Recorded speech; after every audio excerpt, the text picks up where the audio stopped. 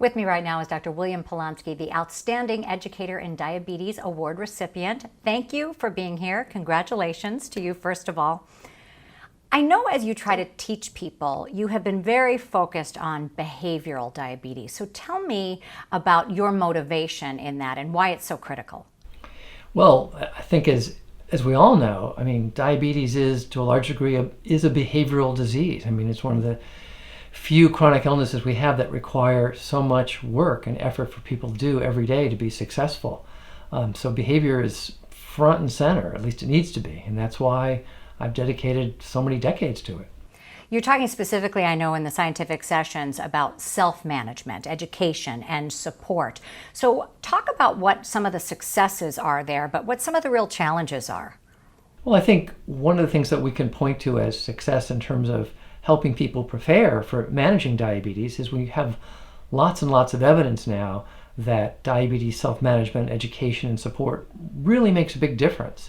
Helps people to how to understand and think about diabetes and prepare themselves and figure out how do you deal with this job of diabetes and fit it into an already busy life and perceive it as useful and worthwhile. So the good news is it seems to work. We have, again, the evidence is good. On the other hand, we know that the majority of people with diabetes actually get very little, in fact, rarely ever make it to any kind of formal diabetes education program. And of those who do make it, most of those people end up dropping out before the program is over. So there's all sorts of peculiarities with this. Here we have this effective approach, and yet it's not actually used as much and as thoroughly as it needs to be. You talk about this patient retention clearly being a real concern. How can you keep people motivated? Well, I guess I want to step back and say I don't think we have to, really. That one of the things we've been trying to argue for so many years is no one is unmotivated to live a long and healthy life. Not our patients with diabetes, not us, not anybody.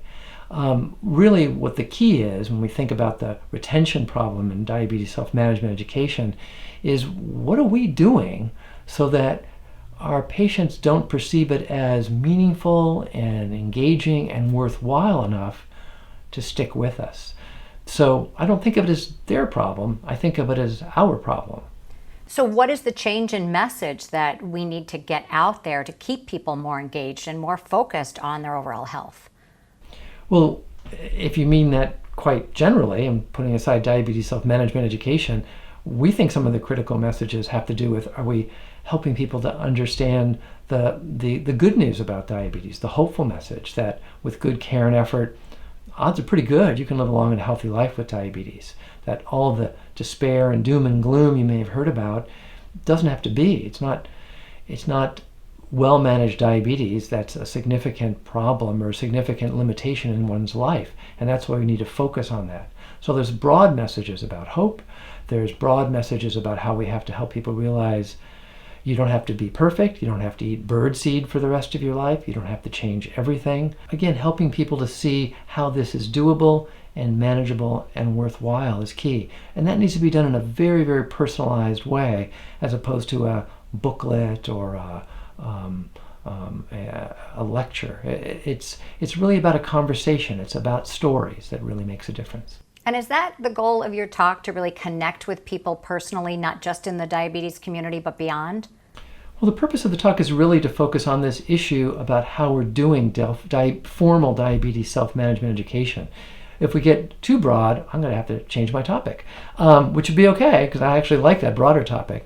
But focusing on just diabetes self-management education, my major message is that so much of what's going on, unfortunately, with well-meaning educators all over this country, is we are providing group programs that are not that interesting for folks, that are boring and contributing to people dropping out, and that we have to do a better job.